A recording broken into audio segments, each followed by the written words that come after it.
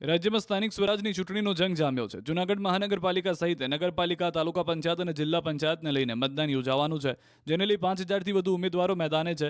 જૂનાગઢ મહાનગરપાલિકાની વાત કરીએ તો 15 વોર્ડની 60 બેઠકો માટે 157 ઉમેદવારો મેદાને છે. જૂનાગઢમાં 237 લોકોએ ઉમેદવારી કરી હતી, જે પૈકી 9 ઉમેદવારો બિનહરીફ વિજેતા જાહેર થયા. આ તરફ રાજ્યની 66 નગરપાલિકાના 461 વોર્ડની 1,844 બેઠકો માટે 5,096 ઉમેદવારો મેદાને છે, જ્યારે નગરપાલિકાની 167 બેઠકો બિનહરીફ થઈ છે.